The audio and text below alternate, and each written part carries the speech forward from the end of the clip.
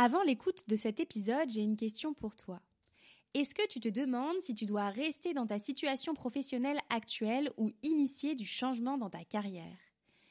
Si oui, alors écoute bien ce qui va suivre. Il y a des moments dans la vie professionnelle où tout semble en place. Bon poste, bon salaire, bonne carrière, et pourtant toi, tu te sens fatigué, frustré, perdu et plus à ta place. Comme un sentiment diffus que ça devrait aller, mais qu'en fait, ça ne va pas. Moi, c'est Léa.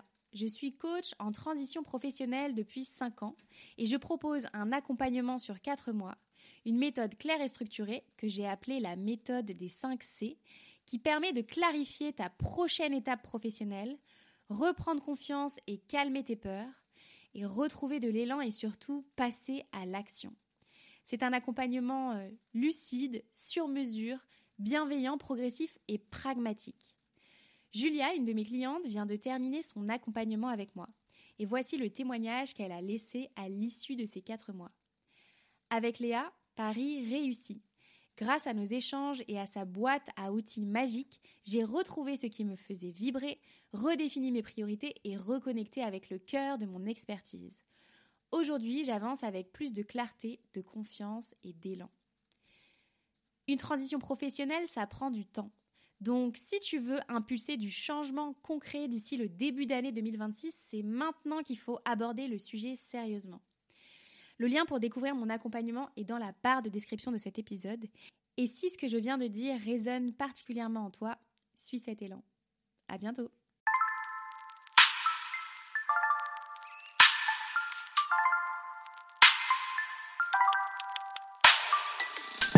Bonjour à tous et bienvenue sur Le Tilt, le podcast qui explore les nouvelles formes de travail et partage des idées et des outils à celles et ceux qui veulent réinventer leur vie professionnelle. Je suis Léa Audrin, coach et formatrice en transition de carrière, et mon but est de vous aider à déclencher votre tilt et naviguer entre les différentes phases de votre vie pro pour vous y épanouir pleinement. Un tilt, c'est une prise de conscience, un déclic grâce auquel un nouveau monde des possibles professionnels s'ouvre. Je vous partage des épisodes solo ou des interviews, au sein desquels je décortique des sujets autour de 3 thématiques clés. La transition professionnelle, la carrière et le futur du travail. Vous pouvez également me suivre sur Instagram, @le.tilt, sur LinkedIn et bien sûr rejoindre ma newsletter pour accéder à davantage de contenu concret, pour impulser du changement dans votre vie pro et découvrir mes offres d'accompagnement. Pour ce faire, cliquez sur le lien en description de l'épisode. Je vous laisse avec ma conversation du jour. Bonne écoute! Lors de mon exploration du futur du travail au Québec, j'ai eu la chance de rencontrer Laurie Michel, la fondatrice de Vivala, une entreprise dédiée à l'accompagnement des organisations sur les questions d'hyperconnectivité et de droit à la déconnexion. Qui n'a jamais ressenti de fatigue dans les yeux ou de douleur au dos après une longue journée de travail ? Qui ne s'est jamais senti submergé par le nombre de notifications et d'informations ingérées à la minute sur les réseaux sociaux ou dans ses emails professionnels ? Dans cet épisode, nous abordons ensemble des questions cruciales autour de l'hyperconnectivité, ce phénomène grandissant qui impacte nos vies professionnelles et personnelles. Mais alors, qu'est-ce que l'hyperconnectivité ? Et comment savoir si on en souffre ? Laurie nous éclaire sur les signaux à repérer et sur la manière dont le numérique a accéléré nos rythmes de vie. Mais Laurie ne s'arrête pas au constat. Elle nous propose des pistes de solutions concrètes pour déconnecter, pour prendre des pauses réellement bénéfiques pour notre santé et pour se protéger des enjeux du numérique au quotidien. Vous l'entendrez au cours de notre discussion, mais Laurie insiste également sur le fait que la véritable innovation de demain ne résidera pas dans les IA ou tous les autres outils qui nous permettront d'être plus productifs, mais dans la formation des collaborateurs et des citoyens aux enjeux de l'hyperconnectivité. Car un individu en santé est un collaborateur engagé et performant sur la durée. Cet épisode vous aidera à coup sûr à repenser votre rapport au travail et à la technologie. Bonne écoute! Salut Laurie! Allô Léa, ça va? Ouais, bienvenue sur le titre. Merci, c'est un plaisir de discuter avec toi aujourd'hui. Je suis ravie de te rencontrer. On a déjà eu l'occasion d'échanger ensemble pour notre étude du collectif SOWO. Donc, on sait qu'on a plein de choses à partager ensemble. On va parler d'hyperconnectivité et de droit à la déconnexion. On est aujourd'hui à Montréal, donc tu as un œil à la fois français et en même temps très québécois sur le sujet. Donc, on va parler de tout ça. Mais avant de rentrer dans le vif du sujet, Laurie, est-ce que tu peux me dire qui tu es sans parler de ton travail, s'il te plaît? Oui, Laurie, c'est une bonne vivante. Je pense que je dirais ça comme ça, qui aime la vie, qui aime beaucoup la nature aussi, beaucoup la connexion humaine. Donc, je pense que je me définirais comme ça. Bonne vivante qui aime aussi la bonne bouffe, on va se le dire. C'est important. Je l'ai ramenée à Montréal, ça c'est certain. Donc oui, beaucoup l'expérience, la vie. Je pense que c'est quelque chose qui est très important pour moi. Puis du coup, ça se décline avec une passion pour les voyages, une passion pour les animaux, pour les gens, les activités de tout type, sportifs, créatifs, vraiment dans l'expérience. Génial. Alors, Laurie, aujourd'hui, tu as une entreprise qui s'appelle Vivala. Mais tu n'as pas toujours fait ça. Et il se trouve que ta première vie professionnelle était dans le monde de l'équitation. Est-ce que tu peux nous dire ce qu'était cette période professionnelle et comment ça s'est terminé? Alors, en fait, je suis rentrée, on va dire, dans la passion équestre grâce ou à cause, ça dépend si ma maman m'entend. J'ai voulu abandonner la danse classique pour aller faire du poney à l'époque. Alors, c'était le grand drame familial, vous comprenez bien. Mais oui, je suis tombée, on dirait, dans la marmite des chevaux très jeune, à 5-6 ans. Première compétition à 8 ans. Puis, ça s'est un peu enchaîné après avec une passion à la fois pour l'animal, mais aussi pour le sport de haut niveau. À 15 ans, j'ai ma première sélection en équipe de France. Alors là, c'est des hippie pourra à la maison. 19 ans, ça continue avec une sélection à l'époque, j'étais jeune athlète espoir pour la région de Midi-Pyrénées. Donc, des sélections pour les championnats de France, des choses comme ça. Beaucoup d'internationaux, nationaux en Grand Prix. Donc, une passion pour tout ça, à la fois le lien que tu as avec le cheval qui est absolument incroyable, indescriptible. Je veux dire, s'il y a des personnes qui nous entendent là, qui ont fait du cheval, c'est... Moi. Oui, c'est ça, c'est un lien fou parce qu'au-delà de, oui, c'est un animal, mais de par sa taille et qu'est-ce qu'on arrive à faire avec lui, c'est une osmose, c'est un équipier, c'est absolument merveilleux. Donc, oui. Comment ça s'est clôturé, du coup, cette première partie de vie pro? J'ai gardé les chevaux vraiment en loisir parce qu'à un moment de ma vie, on embarque des fois dans des métiers très jeunes parce qu'il y a une passion et tout. Mais quand j'ai commencé à réfléchir un petit peu au style de vie qu'amenait aussi cette passion-là équestre, il y a eu comme un petit éveil, on va dire, sur est-ce que je veux vraiment partir là-dedans. Donc c'est là où c'est que j'ai fait un virage à 360 degrés. Donc j'ai gardé vraiment les chevaux en loisir, puis je continue à monter à cheval, vraiment pour me déconnecter. Ouais. On va y venir, on va y venir. Mais vraiment, c'est ça. Je suis partie dans un autre secteur d'activité. Okay. Et comment t'es arrivée au Québec, du coup? Je suis arrivée au Québec, en fait, on va dire pour peut-être deux raisons. La première, c'est que je pense que j'avais fait assez le tour en France de mon travail. À l'époque, j'étais responsable qualité dans une firme de certification de logiciels. On faisait tout ce qui était marque NF. J'ai mené un gros projet de modernisation de toute l'aspect accréditation, processus de certification à l'interne. Puis, pour moi, c'était un petit peu le point final, on va dire. J'avais besoin de voir un petit peu autre chose. Et eh bien, je suis née à Montréal, donc c'est petit, vrai. c'est ça, petit. On va dire oui, c'est ça, c'est que c'est comme une partie de mon histoire que j'avais jamais vraiment explorée parce que mes parents sont français, donc moi j'ai grandi vraiment à côté de Toulouse. Ça s'entend d'ailleurs, je pense, à l'accent. On entend le mix, c'est ça qui est hyper cool. On entend et l'accent toulousain et en même temps l'accent québécois. C'est ça, il va y avoir des petites expressions peut-être que j'ai prises ici, mais c'est ça. Donc, quand je me suis retrouvée en fait à ce moment-là de ma vie, je me suis dit, hey, c'est peut-être une bonne idée d'aller voir qu'est-ce que c'est la vie au Québec. Puis quand je suis partie, j'étais vraiment en mode expérience. On va voir qu'est-ce que ça donne. Puis on est 10 ans plus tard. Et j'ai fait une petite parenthèse en Californie pendant 1 an. Ok. Donc, je suis allée travailler pendant 1 an en Californie. Mais c'est vrai que je suis revenue à Montréal. Il y a quelque chose de spécial aussi, peut-être, ici. Là, je pense que tu peux confirmer. Je suis d'accord. J'en ai pas... Enfin, moi, j'habitais ici pendant 3 ans et j'en ai parlé à tout le monde pendant les 10 ans où je suis pas venue ici parce que vraiment, il y a un truc très particulier. Et d'être de retour ici, je trouve que cette ville a une ambiance particulière. Il y a un art de vivre différent ici. Vraiment, je le ressens encore. Vraiment. Donc, je suis toujours quand même en manque de certaines choses de Toulouse, comme le vin, le fromage, le canard, on s'entend. Je reviens régulièrement en France quand même. Donc, c'est ça, j'ai comme une vie partagée entre les deux... mes deux pays de cœur, on pourrait dire ça comme ça. Ouais. Génial. Et alors, comment est-ce que tu as commencé à t'intéresser au sujet de l'hyperconnectivité ? Presque burn-out. Oui, c'est ça qui m'a amené vraiment à l'hyperconnectivité. Je pense que, comme bien des gens, je m'apercevais pas du temps que je passais sur les technologies, puis on va dire des répercussions que ça avait sur ma vie, sur mon travail, etc. Donc, j'ai commencé à avoir vraiment une addiction au téléphone. En fait, c'était vraiment ça. Là, je pensais. Comment ça se traduit, une addiction au téléphone ? Ça se traduit par, on appelle ça la nomophobie, en fait. Ah ouais. Ça a même un terme aujourd'hui. Là. C'est de l'expression anglaise no mobile phobia. Okay. Donc, c'est vraiment une phobie d'être sans son téléphone.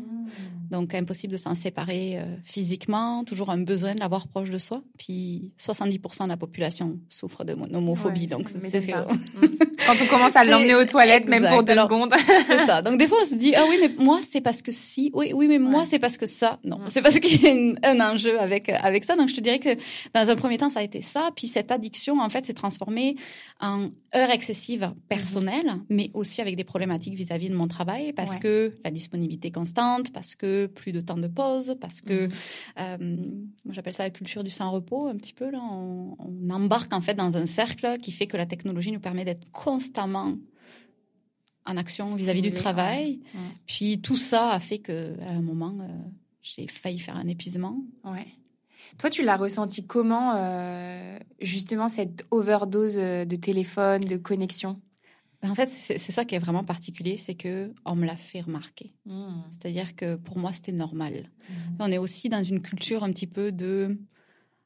la femme peut être une Wonder Woman aujourd'hui, là, on peut en prendre, on a plein d'options, d'opportunités. Puis moi, je pense que je partais vraiment dans cet axe-là de l'addiction un petit peu au travail aussi. Ouais. Et c'est mes parents, en fait, ils sont venus me visiter au Québec. Puis la première chose que ma mère m'a dit en sortant de l'aéroport, c'est pas « Hey, je suis contente de te voir, chérie !» C'était genre « Est-ce que t'as vu ta tête ?» Puis là, je me suis dit « Ah !» Tu sais, ça fait un petit bout là que je suis fatiguée, que je me sens un petit peu irritable, que je me sens un peu débordée aussi, vraiment débordée, une grosse fatigue mentale. Puis là, c'était un petit peu mon début de réflexion, mais au début, je ne l'ai pas véritablement mis sur la relation avec la technologie. Ça a pris un petit peu de temps pour comprendre en fait que c'était elle qui me reliait constamment à cette espèce de mode où on est toujours en train de faire quelque chose, toujours joignable, toujours au travail. Mais alors justement, c'est ça qui est intéressant. Est-ce que tu peux nous dire, c'est quoi les problématiques de l'hyperconnectivité en fait ? Parce que quand on consomme soi toute la journée, on ne se rend peut-être pas compte des enjeux finalement. Mais c'est sûr qu'il y a des enjeux pour la santé mentale. Donc, un petit peu qu'est-ce que je viens de mentionner, tu sais, ça peut aller jusqu'à des risques de burn-out. Il y a tout l'aspect addiction au travail aussi, là. Puis en fonction, on va dire, de comment on gère ça, ça peut aller jusqu'à des problèmes cardiovasculaires, si on arrête par exemple de prendre des vacances, des choses comme ça. Moi, j'ai été de ce type-là où on réduit les vacances. Plaide coupable également. C'est ça, on n'en prend pas, ou quand on en prend, c'est pour faire des projets de travail, donc au final, on se repose pas. Donc, il y avait aussi cet angle-là qui fait que c'était problématique aussi. Il y a tout l'aspect physique aussi, là. C'est certain que... Ça se traduit comment ? Fatigue oculaire, par exemple, à cause des écrans où on travaille derrière les ordinateurs. Il y a tout ce qui est technique aussi, en fonction de comment notre ergonomie, par rapport au téléphone, mais aussi à l'ordinateur. Oui, tout à fait. Ouais. Puis aussi, on y pense peut-être un peu moins à cette sphère-là, mais c'est tout ce qui est aussi productivité. Parce qu'être hyper connecté, contrairement à ce qu'on pense, parfois on dit hey, plus je vais travailler, plus je vais être productif, mais c'est pas le cas. Ouais, alors ça, je trouve que c'est un sujet qui est très important et on a déjà abordé cette notion-là ensemble dans une autre conversation.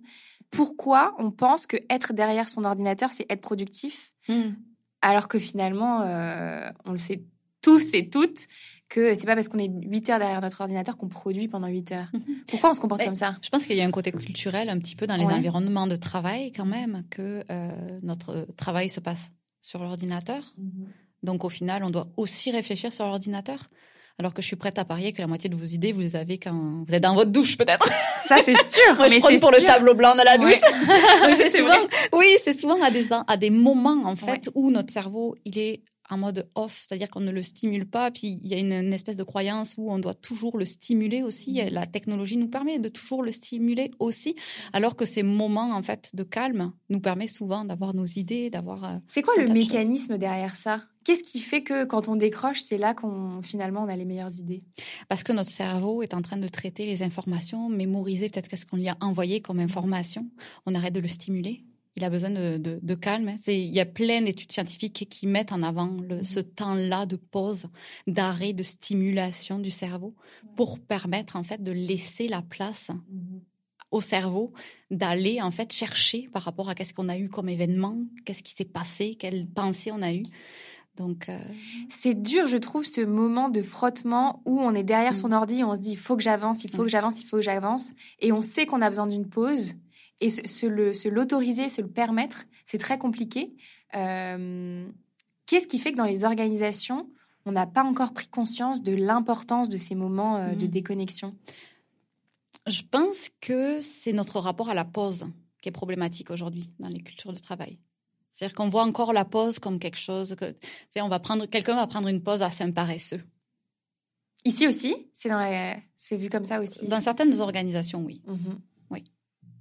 Je pense qu'il y a un éveil qui se fait de plus en plus, surtout avec les modes télétravail ou les modes hybrides où on est de plus en plus aussi dans des environnements. Ça complique, on va dire, les temps de pause parce qu'on n'a pas un collègue qui va frapper à la porte pour nous dire « Hey, tu viens me prendre une marche » ou quelque chose comme ça. Donc, il faut faire un peu d'autogestion autour de ça. Mais je pense en effet que on doit secouer un petit peu notre mentalité autour de la pause. Moi, j'essaie beaucoup de sensibiliser par rapport à comment fonctionne un athlète. Ouais. Bah alors, je recevais à mon micro lundi Sylvie Bernier, qui est une championne médaillée d'or au JO de 84. Et je lui ai demandé qu'est-ce qu'elle pensait des temps de pause. Et elle m'a dit la même chose que toi, qu'en tant que sportive... il n'y a pas de grande performance sans grand repos, finalement. Non, c'est impossible. Parce que si on use trop son corps, si on use trop notre cerveau, parce que c'est ça, là, on parle des fois de la récupération physique, mais la récupération du cerveau, il a aussi besoin de notre cerveau. Il a besoin aussi de récupérer. Donc, c'est pareil, on va contre-performer, on va se blesser avec tout ce qui est burn-out, épuisement, dépression, etc. Donc, je pense en effet qu'on doit se considérer comme des athlètes et encore plus aujourd'hui que la technologie est arrivée dans nos vies parce que c'est un outil qui, mal utilisé, peut réduire à néant complètement les temps de pause qu'on doit prendre. Et alors, est-ce que tu peux nous donner des exemples de choses qui se produisent dans tous nos quotidiens à chacune qui nous écoute et qui témoignent de cette hyperconnectivité-là? Dans nos environnements de travail? Ouais. Mais moi, je te dirais que je l'axerais sur le côté distraction numérique. On va revenir un peu, on va faire une boucle, notamment avec les pauses aussi. Là. On perd énormément de temps à cause des distractions numériques. Et j'ai comme, on va dire, créé une espèce d'expression autour d'un comportement qu'on a au travail, que j'ai appelé la procrastination numérique. Donc, au lieu de faire une pause, une vraie pause, on va faire une pause, mais sur le téléphone.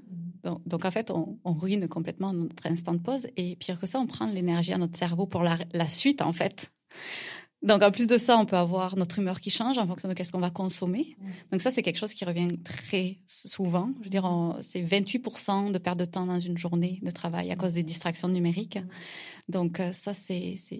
Ouais, mais ce sujet, il est aussi, je trouve, très important parce que quand on scrolle, on ne se rend pas compte du nombre d'informations qu'on ingère.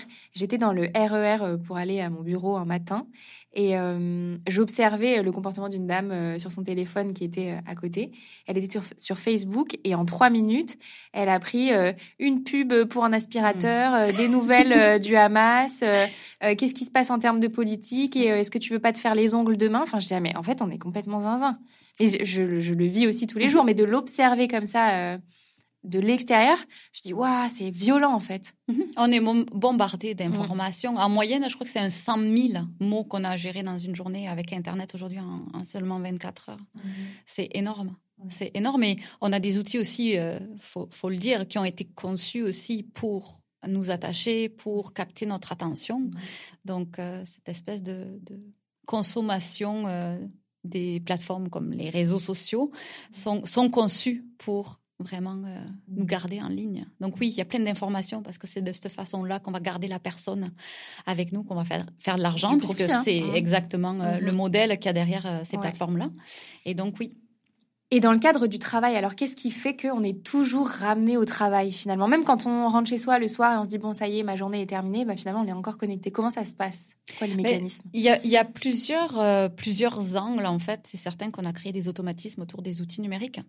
On a des gestes qui sont vraiment ancrés dans nos pratiques. Donc, il y a cet angle-là en fonction, en fait, du profil de la personne, autour de la technologie, des gestes qu'on va avoir. Ça peut comme quoi, par inciter...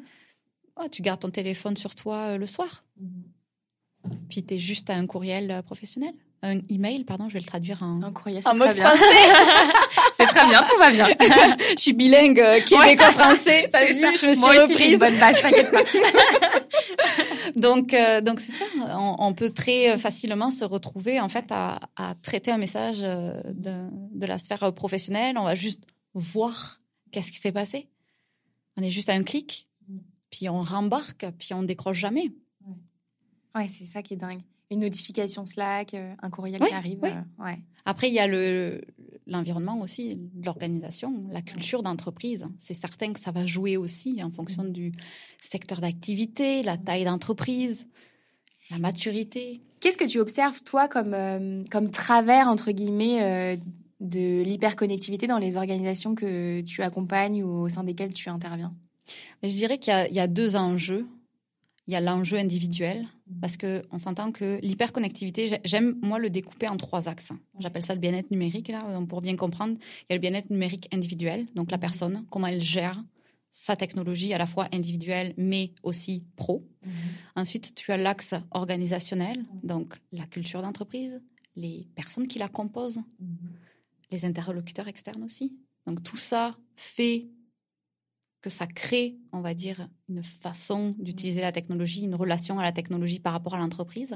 Et ensuite, il y a l'aspect sociétal. D'accord. Donc là, qui est au plus large, on va dire. Et alors, c'est quoi les leviers et les enjeux à chaque niveau? Le niveau individuel, ça va être la technodépendance que certaines personnes vont avoir, dont la nomophobie que je te mentionnais tout à l'heure. Ça peut être d'autres addictions aussi, addiction aux jeux en ligne, addiction aux réseaux sociaux. La liste est longue, donc c'est vraiment en fonction de comment la personne vraiment va utiliser la technologie. Moi, j'appelle ça son profil numérique vraiment, parce qu'aussi en fonction de sa réalité de vie, ça va être différent. Après, dans les organisations, le management va être aussi quelque chose de déterminant pour tout ce qui est l'angle de l'hyperconnectivité. Je l'ai mentionné, donc tout ce qui est aussi l'ADN de l'organisation. Et au niveau de l'organisation, du coup, qu'est-ce que toi, t'observes le plus comme croyance peut-être autour de la connexion des employés? Que l'hyperconnectivité, c'est juste les messages en dehors des heures. Ça, c'est quelque chose qui revient souvent, alors que c'est beaucoup plus complexe que ça. C'est pas juste envoyer un message en dehors des heures. Donc ça, c'est quelque chose qui revient beaucoup. Ou que glisser une politique de droit à la déconnexion, c'est régler l'hyperconnectivité. Ça aussi, on met un petit papier dans le manuel employé, puis hop, ça y est, c'est réglé. C'est fait. Ouais, c'est bon. Mais alors ça, c'est un point qui est très intéressant parce que nous, en France, c'est dans la loi, c'est dans les contrats de travail. Ici, au Québec, ça ne l'est pas. En France, de mon point de vue, après je ne suis pas une experte du sujet, mais pour recevoir beaucoup de clientes que j'aide dans leur transition pro et qui sont à ça du burn-out, j'ai pas l'impression que ce soit toujours respecté. Est-ce que c'est important que ce soit légiféré? Qu'est-ce que ça change? Je pense que c'est important sociétalement pour mettre le doigt sur le fait que nos outils technologiques aujourd'hui sont un enjeu pour notre bien-être, pour nos cultures de travail aussi. Après, est-ce que c'est la solution miracle de mettre une politique de droit à la déconnexion? Non, ça peut être un levier de réflexion dans l'organisation pour vraiment sensibiliser ou peut-être partir des actions en interne autour de l'hyperconnectivité, mais ça prend des actions. Une feuille toute seule va pas changer la donne parce que, comme je le mentionnais, il y a des enjeux individuels autour de la technologie, mais aussi par rapport à comment est structurée l'organisation. Il y a des changements à faire pour atteindre en fait ce droit à la déconnexion pour tout le monde. Donc il y a du travail à faire en tant qu'organisation, en tant que personne aussi. Donc il faut accompagner, créer ce changement aussi en interne pour que ça fonctionne. Et c'est quoi le rôle des managers par exemple dans cette bataille-là? Alors, c'est une question complexe, ça, parce que je trouve qu'on met beaucoup aussi de pression sur les managers. C'est-à-dire que c'est eux qui doivent avoir la réponse à tout. Donc, je pense que, oui, ça peut partir des managers, mais je pense qu'il faut aussi que ça parte de la direction, qui ait vraiment un appui là-dessus. Parce que eux, tout seuls, ils vont peut-être pouvoir aider un petit peu leur équipe, mais c'est eux qui vont tout prendre sur leurs épaules. Donc, je pense que c'est vraiment une réflexion à avoir en termes d'organisation dans sa structure intégrale. Et parce qu'en fait, c'est un peu... Enfin, je me mets à la place d'un dirigeant. J'imagine c'est peut-être un peu contre-intuitif de se dire, en fait, je vais mettre en place des choses pour que mes employés ils puissent se déconnecter, ils pensent pas à mon organisation. Je pense que le premier réflexe, c'est de se dire, en fait, on va perdre en intérêt pour l'organisation, en productivité, etc. Comment est-ce qu'on fait comprendre que c'est contre-intuitif, mais que c'est finalement un bénéfice pour l'organisation? Mais je pense que on l'a un petit peu dit avec le parallèle avec le sport, mais il y a beaucoup d'études qui sont sorties là-dessus. Il y en a une d'ailleurs récente allemande l'an passé qui est sortie sur les temps de récupération en disant qu'ils avaient réussi à observer en fait que les employés qui avaient des temps de déconnexion en fin de journée, donc qui s'octroyaient vraiment des activités soit physiques, soit des activités en famille, étaient plus productifs et avaient une plus grande satisfaction dans leur travail. Parce qu'on a des rôles de vie. On n'est pas une personne... Et puis j'ai aimé comment tu as commencé aussi ce podcast en me demandant qui était l'humaine derrière le professionnel. Et je pense que c'est très important de mettre en avant de plus en plus ça parce qu'on a plusieurs rôles de vie. Donc oui, on a un rôle professionnel, il est important parce qu'il y a tout un enjeu de, on va dire, sécurité, besoins fondamentaux, etc. Mais il y a aussi une part humaine. Et je pense que les employeurs, quand ils vont avoir vraiment... créer en fait leur structure qui leur convienne parce qu'il n'y a pas de recette miracle non plus par rapport à l'organisation. Ils vont voir de suite les effets bénéfiques par rapport même à la connexion humaine qu'ils vont avoir, tout ce qui est ambiance de travail, respect. Genre, je pourrais te faire une liste longue comme le bras de toute l'augmentation de la qualité de vie au travail, mais aussi de la productivité qu'il va y avoir pour les équipes. Mais je pense que tu mets le doigt sur un sujet qui est très important aussi, c'est que on le sait, enfin dans l'inconscient collectif, j'imagine, on le sait qu'il faut prendre des pauses, etc. Mais on est tellement matrixé par nos téléphones, notre ordi, Netflix, etc., que parfois on ne sait pas quoi faire de nos pauses. Donc en fait, à quoi ça ressemble une pause qui est ressourçante et bénéfique pour soi? En fait, c'est qu'il faut réapprendre à s'ennuyer. On l'a perdu. On veut plus patienter. Et puis ça, c'est aussi un rythme de vie qui a été un petit peu installé aussi avec la technologie, dans le sens où aujourd'hui, tout charge très rapidement. On veut plus s'ennuyer. On a l'impression de perdre du temps à chaque fois qu'on doit attendre. Alors qu'en fait, la patience, c'est, je pense, une clé du bonheur, d'attendre, de patienter. C'est aussi une façon d'apprécier, en fait, quand la chose arrive. Ouais. Donc, je pense qu'il faut se réentraîner, en fait, à ne rien faire. 10 minutes. C'est ça. Il y a un truc que je fais avec les clientes que j'accompagne, c'est que en général, sur la première séance, on mappe tout ce qu'elles aiment faire en dehors du travail et en dehors des réseaux. Et c'est toujours hyper intéressant parce que elles se redécouvrent des zones de plaisir qu'elles prennent pas le temps d'exploiter en fait. Ouais. Et c'est, je pense que il y a un gros sujet de pouvoir changer le focus. quand on a du temps libre, où est-ce qu'on le met? Qu'est-ce qui nous ferait réellement du bien, finalement? Oui, et puis il y a beaucoup de gens qui disent « Oh, j'ai pas le temps. J'aime ça peindre, mais j'ai pas le temps. » Regardez combien d'heures vous passez sur le téléphone. Ouais. Mais justement, celles et ceux qui nous écoutent, prenez votre iPhone ou votre téléphone et regardez combien de temps vous passez sur votre téléphone. Moi, je l'ai fait la semaine dernière parce que mon temps d'écran a drastiquement baissé parce que j'étais en vacances. Mais en temps normal, j'ai honte de le dire, je le dirais pas, mais vraiment, je passe un temps monstrueux. Mais tu peux, parce que je pense que, tu sais, moi, à mon époque, là où j'étais vraiment accro à mon téléphone, il y avait des jours où je passais 7h30 par jour sur le téléphone. C'était énorme. C'était énorme. Et je pense que plus on va en parler, puis plus on va dire... Ben non, c'est peut-être pas normal de passer autant de temps. Peut-être que j'aurais pu faire d'autres choses à la place. Ça m'a amené des problèmes de santé. Plus on va aussi créer comme une déculpabilisation autour de nous, puis un éveil aussi autour de cet enjeu-là. Complètement. Parce que... Bon, je peux le dire alors. Moi, je suis environ autour de 5 heures par jour. C'est énorme. Et j'ai eu cette discussion à mon bureau avec des gens qui font d'autres... Enfin, je partage mon bureau avec des personnes qui font d'autres choses autour. Et il y a une fille qui était en stage avec une agence à côté et elle a regardé son temps d'écran et elle était à plus de 10 heures par jour. Après, il faut faire attention à la réalité aussi. Oui, c'est ça. Donc, il y a quand même... parce que des fois, on peut être vraiment...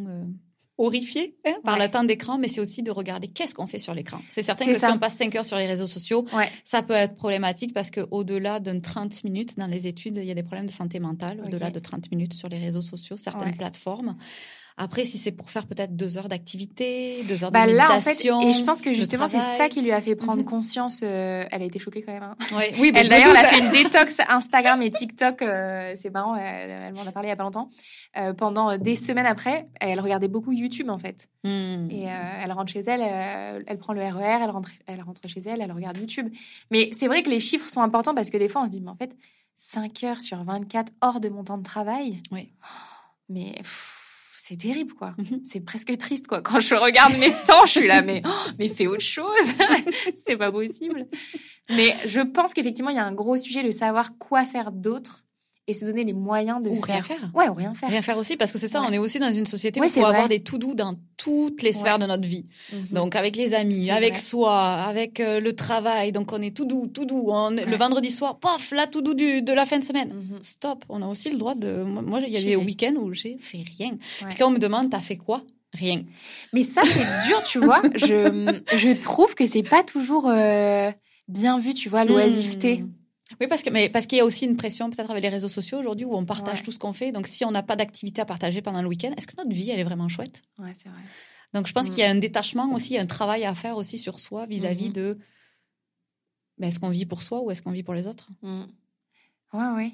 C'est très... Enfin, je trouve ça très intéressant de remettre cette oisiveté au cœur du sujet, quoi. Parce qu'on n'est pas des robots, finalement. Non, on n'est pas des machines, en effet. On peut pas... Quand on s'est parlé la première fois, tu m'as partagé cette phrase que j'ai trouvée très, très importante. La véritable innovation pour demain, c'est de former les collaborateurs à se protéger des enjeux numériques.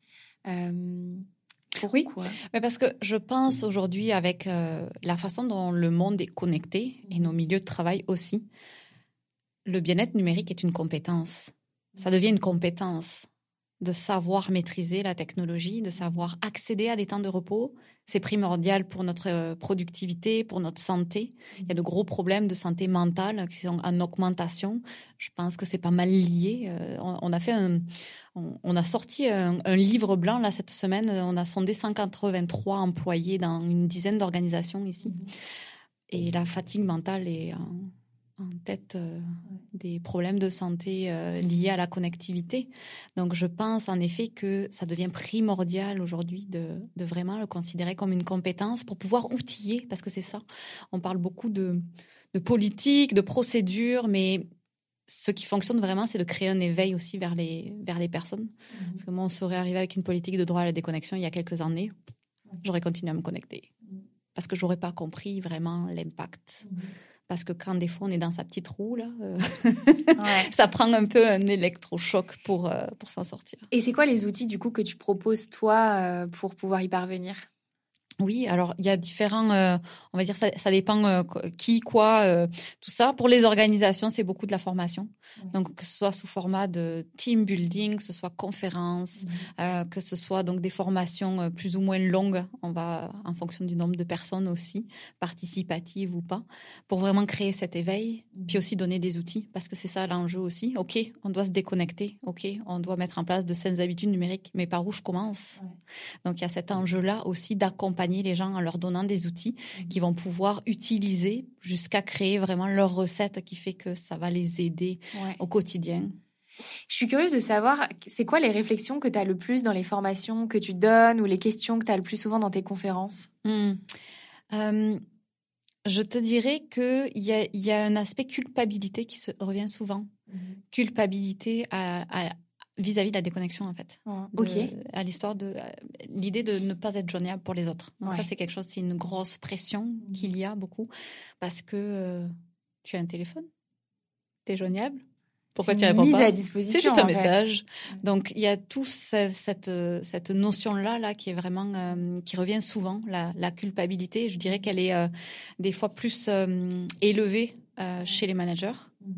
Parce qu'ils ont comme l'impression d'être un peu les responsables de leur équipe, donc ils veulent être joignables, donc il y a plein de il faut que, je dois que, là, qui se créent. Donc je dirais que c'est à ça. Après, c'est le avant-après, les interventions. D'accord. C'est-à-dire que il y a souvent, les personnes pensent que elles sont pas si... C'est correct, la déconnexion, ça se passe bien. Mais en fait, dans les actions... non, absolument pas. Mais comme... je ne sais pas, peut-être qu'elle pense que comme... soit il y a un décalage, en fait, entre qu'est-ce que c'est une saine habitude de vie, notamment par rapport à la déconnexion. Qu'est-ce que c'est une récupération aussi? Comment ça fonctionne, tout l'aspect de récupération? Donc, c'est ça, il y a comme une dissonance un petit peu entre mes actions, ce que je pense. Donc, je pense que je suis bon, mais en fait... Une fois que je comprends qu'est-ce que c'est l'hyperconnectivité, parce que c'est ça, je te le disais, là, souvent on dit c'est des messages en dehors des heures, mais c'est vraiment plus complexe que ça. Donc il se crée comme un oh waouh, je pensais pas en fait que ça là, ça pouvait être autant problématique, puis que ça pouvait entraîner tel ou tel problème. Ce que tu disais sur ce sentiment de culpabilité, c'est quelque chose que moi je peux vraiment ressentir à titre personnel, et je trouve qu'il y a un truc qui est très compliqué à vivre. Par exemple, moi, quand je reçois un message ou un mail, j'ai besoin de prendre le temps de le lire, de poser mon téléphone, que ça chemine dans ma tête, etc. Donc, ça ne m'arrive pratiquement jamais de répondre à un email dans la minute. Tu vois, s'il y a vraiment un sujet, etc., je ne répondrai pas dans la minute. Pareil sur WhatsApp, je suis l'enfer de mes amis parce que des fois, je mets des jours. Et en même temps, j'ai vraiment ce truc très... c'est vraiment très naturel chez moi de me dire, mais en fait, si je vous réponds pas, c'est qu'il n'y a pas d'urgence et que je suis sur d'autres sujets, en fait. Ou alors, on s'appelle, mais... ça, c'est un autre point aussi. On s'envoie beaucoup d'écrits aujourd'hui. Beaucoup. Donc, c'est pas pareil. C'est absolument pas pareil. Tu sais, on pourrait refaire un épisode de podcast là-dessus entier. Qu'est-ce que ça change? Il y a comme un décalage, en fait, vis-à-vis de nos façons de communiquer, parce que l'écrit, tu le contrôles. T'as pas l'intonation. Tu peux refaire 5 fois ton argument. Il y a un côté spontanéité de l'appel, puis il y a aussi la chaleur de la voix. Ça sera... Même si on fait des messages vocaux, il y a un décalage. La personne ne peut pas réagir. On peut refaire 5 fois le message si on veut. Donc, il y a comme une espèce de perfection, course à la perfection aussi, qui se crée même dans nos envois de messages. Puis après, il y a l'enjeu aussi de qu'est-ce qu'on envoie par écrit. Parce que là aussi, il y a des choses qui passent bien à l'oral, d'autres qui seront plus complexes à envoyer par message écrit, parce qu'il peut y avoir des doubles... interprétation en fait, donc cet enjeu-là aussi. Et tu me disais aussi que c'était intéressant de voir à l'écrit la manière dont on écrivait et dont on traduisait la culpabilité. Par exemple, on s'excuse de ne pas répondre à un email rapidement. Qu'est-ce que toi t'observes comme habitude qui justement prouve de notre culpabilité alors qu'il n'y a pas lieu d'être? On est toujours en train de s'excuser de ne pas être assez rapide. Puis c'est dans les messages, c'est toujours des excuses. C'est comme, oh, désolé de mon délai, désolé de... Donc, on culpabilise à l'idée de ne pas être aussi rapide que la technologie. Puis ça se ça se traduit aussi par notre besoin d'être constamment joignable. Parce qu'on ne veut pas faire attendre les autres. Ça, c'est terrible, je trouve. D'être constamment joignable, c'est vraiment un... Enfin, moi, à titre perso, je le vis vraiment. Ça me fatigue, quoi. Ah oui, mais c'est épuisant. Ouais. C'est épuisant. C'est épuisant parce qu'on n'est pas un support 24h/24. On ne peut pas fonctionner comme ça. Notre corps, il n'est pas conçu pour... Ouais. Quelle perspective tu vois, toi, pour ces enjeux-là à l'avenir? Est-ce que tu sens que c'est bien parti, que le sujet, il prend dans les organisations, que les particuliers sont intéressés, ou tu sens que c'est très complexe encore? C'est vraiment en train de se développer de plus en plus parce que je pense que dans les dernières années, on a vraiment vécu un changement aussi avec le milieu de travail par rapport à la crise de 2020 et tout. Puis je pense qu'on est de plus en plus ouvert à parler de santé mentale et c'est interrelié un petit peu à tout ce qui est problème de santé mentale. Puis, on s'en rend compte aussi, je pense, sociétalement, qu'il y a un enjeu avec les écrans, que ce soit au travail, mais également avec les enfants. C'est un enjeu sociétal aujourd'hui. Donc, plus ça va aller, plus ça va prendre de l'ampleur. Puis, je pense que les organisations ont tout intérêt à vraiment agir face à ça, parce que c'est à la fois un levier de rétention, fidélisation des personnes par rapport à tout ce qui est conciliation de la vie professionnelle, personnelle, tout ce qui est satisfaction au travail, dans sa tâche aussi. Mais aussi parce qu'on a un impact sociétal en tant qu'organisation. Je le mentionnais, on a trois enjeux, l'individuel, le sociétal, l'organisationnel. Puis c'est sûr que si les organisations vraiment mettent l'emphase là-dessus, ça va jouer aussi avec le sociétal, l'individuel. On va s'aider, puis on va vraiment créer. Moi, c'est ma mission qui est devenue un peu ma mission de vie, de cœur, de professionnel avec Vivala, c'est de vraiment créer un bien-être numérique sociétal. Donc, où on va vraiment replacer la technologie à sa place d'outil.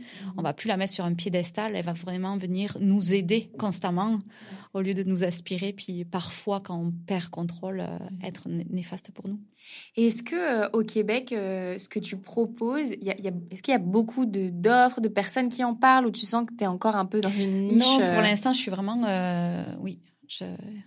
toute seule. Ouais. Non, mais toute seule. Dingue. Je commence à avoir des interventions en France aussi. J'en ai fait en Belgique également. Puis c'est quelque chose que j'ai ouvert d'ailleurs parce que moi, ma mission, c'est de vraiment toucher le plus de personnes possible autour de cet enjeu-là. Parce qu'on a tous une part dans l'hyperconnectivité des autres, de soi, du monde. Donc oui, c'est... Mais je confirme, quand j'ai regardé, quand j'ai voulu creuser un peu ces sujets, je n'ai pas trouvé d'organisation qui le fait en France. Alors peut-être qu'il y en a, mais je les ai pas trouvées. Mais en tout cas, tu as un boulevard. Au sein du collectif SOWO, elle se moque tout le temps de moi parce que je parle souvent de la pause. Et j'ai donné des cours en école de commerce sur ce sujet, etc. Elle m'appelle la responsable vacances. J'aime ça. Mais il faut le prendre bien. Ah, mais moi, j'adore. Oui, moi, j'adore. C'est ça. Mais c'est vrai. C'est une très... Il faut. Oui. C'est très important. Je pense que c'est... Mais je pense qu'il y a plein de personnes qui nous écoutent et qui ressentent cette intuition aussi de redescendre le rythme de vie, de travail, et qui ont peut-être du mal à l'intégrer parce que le système nous met dans un rythme complètement effréné. Mais oui, je pense qu'il faut réapprendre à travailler. Moi, je pense aussi qu'on est dans des environnements de travail qui datent de notre temps. On a beaucoup changé dans nos façons de travailler. On travaille beaucoup derrière l'ordinateur aussi. Puis on essaye de travailler comme nos grands-parents, sauf que nos grands-parents, ils passaient peut-être pas autant de temps sur l'ordinateur. Ils avaient des travails qui étaient peut-être plus des emplois qui étaient plus physiques, qui étaient vraiment différents. Et là, on essaie de reproduire le nombre d'heures, par exemple. Mais est-ce qu'on veut vraiment travailler plus ou est-ce qu'on veut travailler mieux? Donc, c'est ça l'angle vers lequel on doit aller. Et je pense que on doit revoir notre rapport à la technologie pour y arriver. Parce que, comme on le disait tout à l'heure en introduction, c'est souvent dans la douche qu'on a nos idées. C'est pas derrière l'ordinateur quand on force. Complètement. Et ça me fait penser j'ai lu pas complètement parce que c'est un énorme pavé, mais un livre d'un sociologue qui s'appelle L'histoire de la fatigue. Et il parle justement comment les formes de fatigue ont évolué en fonction de pré-ère industrielle, post-ère industrielle, toute la révolution numérique, etc. Et c'est passionnant en fait. On est en plein dans le sujet. Ouais. C'est fou. Et Toi, du coup, à titre perso, est-ce que tu as des bonnes pratiques que tu fais pour justement bien déconnecter quand c'est le moment? Oui, j'arrive avec un mais. Il n'y a pas vraiment de recette miracle parce que ça dépend tellement de sa personnalité, de son environnement. Donc moi, la première chose que je demande toujours, j'invite les gens à faire, c'est de rentrer en observation avec son environnement, avec sa façon d'utiliser la technologie, combien de temps on passe dessus, qu'est-ce qu'on fait dessus, est-ce qu'il y a vraiment un problème pour s'en détacher, tout ça.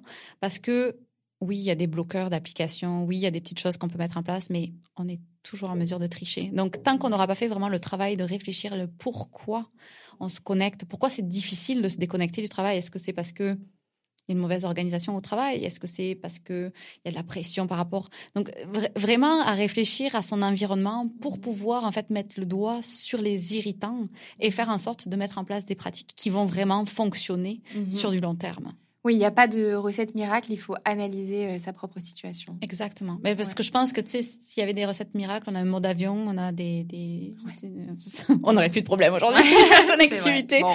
Donc, c'est un changement d'habitude. Hein. Donc, changement d'habitude dit réflexion, observation, mise en pratique de peut-être exactement discipline, échec aussi. Il y a des périodes qui vont être plus difficiles que d'autres. Donc, ça prend un petit peu de temps.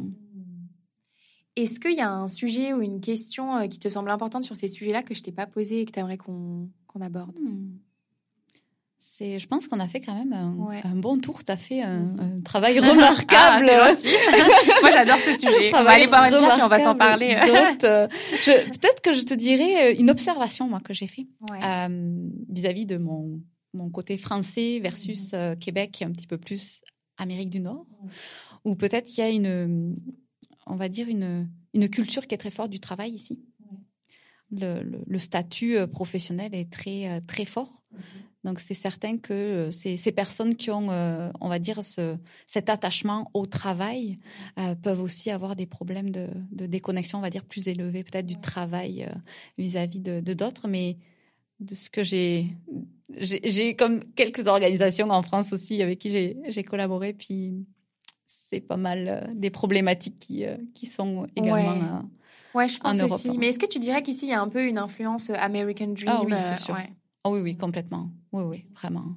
Même si il y a un côté très français qui est mis en avant dans la culture québécoise, il y a un côté aussi de culture de hustle, là, qu'on appelle, là, donc de vraiment toujours on. Ouais, mais je trouve que, alors c'est un milieu que je connais bien, donc c'est peut-être plus facile pour moi d'en parler, mais en France, on a aussi quand même tout cet écosystème de start-up qui est très inspiré aussi des États-Unis et qui est beaucoup aussi dans cette overachievement, tout ça, c'est très présent aussi, je trouve. Oui, ça s'exporte, hein, malheureusement. Malheureusement, il y a des choses qui s'exportent. Enfin, heureusement, malheureusement, ça dépend de quel angle on le voit, parce que c'est fantastique de lancer son projet. Après, c'est de faire attention à pas se brûler les ailes aussi, parce que ça doit rester comme quelque chose de bénéfique, oui, pour les autres, mais aussi pour soi. Une histoire d'équilibre, finalement. Exact, oui. Super. Laurie, j'ai une dernière question pour toi, qui est ma question signature que je pose à tous mes invités. C'est si tu pouvais constituer ton board de rêve dans lequel tu convierais 3 personnes, personnalités, entrepreneurs, pour te conseiller, t'épauler tout au long de ta carrière, qui est-ce que tu mettrais dedans? Je pense que le premier qui me vient en tête, et ça va être très ironique par rapport à la conversation qu'on a eue aujourd'hui. Dis-moi. Accrochez-vous, asseyez-vous. C'est Elon Musk. Ok. Parce que j'admire, j'ai l'impression que c'est vraiment un joueur d'échecs incroyable, comme s'il avait 5 coups d'avance sur tout le monde. Je serais vraiment très, je pense, stimulée à avoir une conversation avec un cerveau de même. Ça doit être assez remarquable. Et déroutant, je pense. Oui. Donc, je te dirais que ce serait le premier. Le deuxième, je ne sais pas si tu connais, elle s'appelle Regan Hyler. C'est une coach manifestation. D'accord. Donc, elle a fait la une de Forbes il n'y a pas très, très longtemps. Donc, son objectif, c'est vraiment d'aider les gens à devenir millionnaires, mais en restant des entrepreneurs vraiment conscients. Donc, elle a vraiment une mission c'est mental. Hein. Il ça refait une boucle avec tout le côté sportif. Moi, je crois beaucoup à tout ce qui est visualisation, loi de l'attraction aussi. C'est des choses que je travaillais, moi, quand j'étais à haut niveau, avec ma coach, de vraiment tout ce qui est visualisation.